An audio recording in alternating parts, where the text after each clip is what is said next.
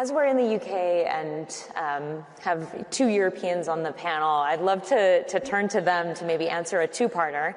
That tension between regulating and innovation. We talk extensively about it in the United States. It's part of the reason that the right defends the lack of regulation for technology, and that they believe it will stifle innovation and that it is a zero-sum black and white game. And we've seen cases in Europe that really prove that otherwise. And we have two experts here who have worked directly on various pieces of regulation in Europe. And so maybe we'll start with you, Alexandra. How did you approach the DSA and the AI Act when it comes to the right protections, but also not stifling innovation, or really responding to that argument that you're trading off against innovation in order to protect? And how do you respond to that with other members in Parliament and the kind of folks in the room? And then, Emma, you talked about this in your opening, but how do you think about that as far as when advising the Spanish leadership in navigating this issue? Well, I contest that there's a trade-off between innovation and regulation. There's good regulation and there's bad regulation. And what we shouldn't do is bad regulation. I think that is the point. And just to make an example, I don't know if anybody has seen the Netflix series Dopesick. It's about the opioid crisis in the US. And there was this one scene where the Sackler family starts discussing, well, we should start doing this in Europe as well. We should get doctors to prescribe these opioids, highly addictive, one of the big causes of the opioid crisis. And then after like a minute, they rule it out because they realize that would never fly in Europe. It would just never work. Well, in the US, it was sufficient to buy the one single person signing off that from the FDA. This is why in the US, the number of drug-related deaths per 100,000 is 10 times higher than in Europe. It's because we have better regulation. So that's good regulation. I totally agree. In Europe, we have a lot of bad regulation. We have a lot of paperwork, and we should get rid of it. But let's look at what is good and what is bad. So what we did with the Digital Services Act, for example, we have different company sizes, basically. We look at how big is the company, is there a risk coming from that company? So for smaller and middle-sized companies, the obligations are very, very basic. And I really defy anybody to find a European company contesting the DSA on the basis that it's too much red tape. While we do have serious obligation for the very large online platforms, the ones with more than 45 million users in the European Union. That's like something like 20-25 companies. This is how you do good regulation. You look at what is really the risk and how can respond companies to that, and then you do targeted regulation really addressing that risk. This is how you need to do it.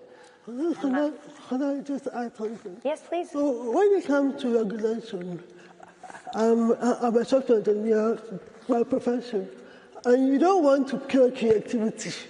That is what regulation can do. It can kill creativity because then people will not be as innovative as they want to be, because they know that if something new is coming up, it could be subject to regulation, and it could be, the idea could be mixed from the beginning. So at the end of the day, there has to be a real balance, because the difference between the health industry and the technology industry is that with the health industry, you're just addressing one illness or one sickness or something. That is what you're solving.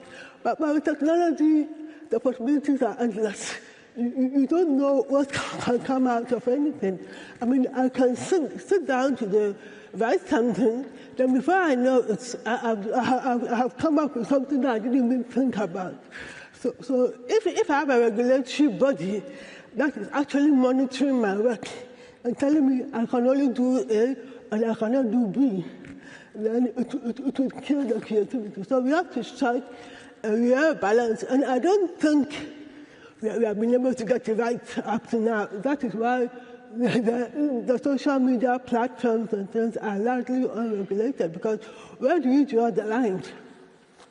Thank you. Emma, turn it to you.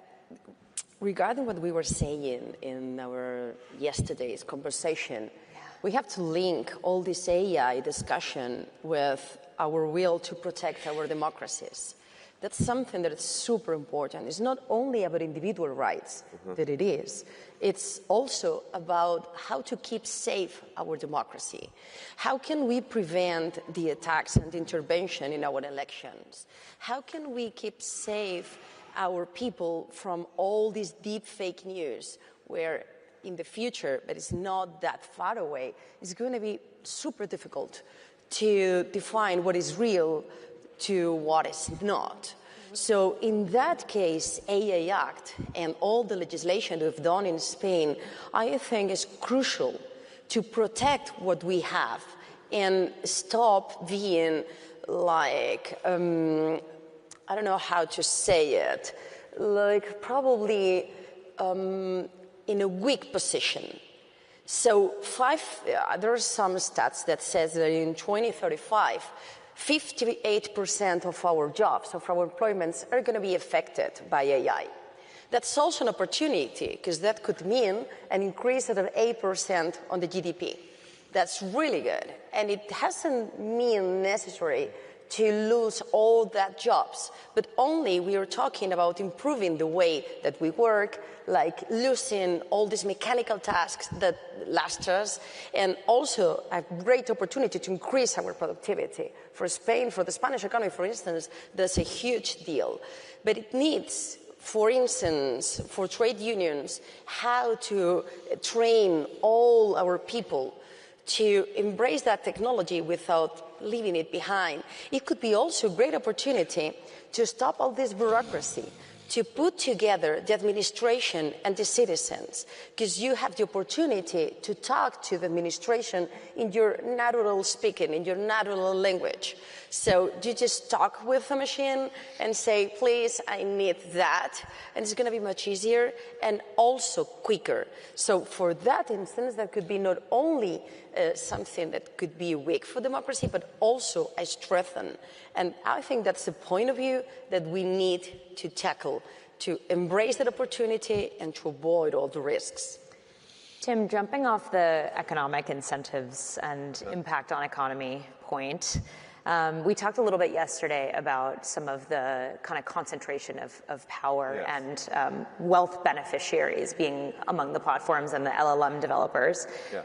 From your time in the Biden NEC and your forthcoming book, which we're all excited to read, how do you think about addressing those perverse incentives, right? We talked yesterday about how I spent time at the platforms, and they're set up in a way that will be able to change, really. And so how do you think about that, and what's your advice for this group as they navigate this? Yeah, I think it dovetails with what was just spoken about as, this trade-off between growth and regulation. So I won't deny, I think it's fair to say that over-regulation can hurt growth. I don't want to lie about that. But there's a very big difference between that and making sure that the spoils of the wealth created are distributed more evenly than last time. What we let happen over the last 40 years is we allowed the tech platforms, which are undeniably convenient, essential, have become the platforms of our economy. We've let them become these extraction technologies that just take too much from the rest of the economy. And I think any mind towards AI policy has to, as you said, embrace technological advance as a means of generating wealth, but at the same time, make sure that we have a technology that is infrastructural, that is building for the whole economy. I think progressives need a build agenda, but it needs to be a build agenda that just doesn't say, oh, those guys, those 4 companies are going to build our future and take all the money.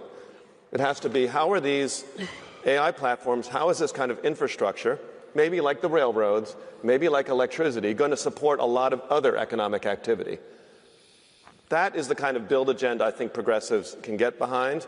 I think progressives need to harness the power of AI. I mean, this is an incredible time to build things. This is a period where there's all kinds of possibilities. We should, there is this opportunity for flourishing, for countries to build different kind of companies than ever before, kind of the original promise of the internet. And the question is the kind of policies government takes to allow the entire economy to build, as opposed to hoping a few companies are going to build the whole future for us and take all the money.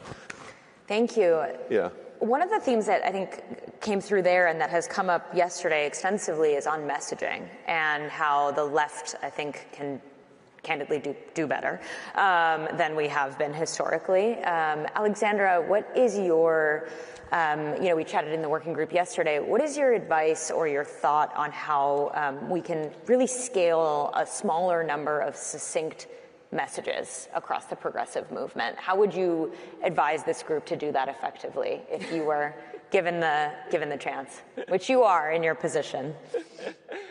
Well, to do that in a second. I think it's important to challenge that dominant narrative, like, for example, innovation versus regulation, and say innovation is what serves the people and the planet. That is, for example, I think a message we could all agree on in the progressive spectrum. And try to bring that message everywhere, and then have people, telling you what exactly does that mean. For me, it means, as a European lawmaker, it means we support European industry, we support European companies. I mean, we are supposed to be the progressives who don't necessarily accept the status quo. Who has said that 5 companies would control all this AI power structure? We can build something else. I mean, Taiwan has shown how to do that. India is showing how to do that. Why shouldn't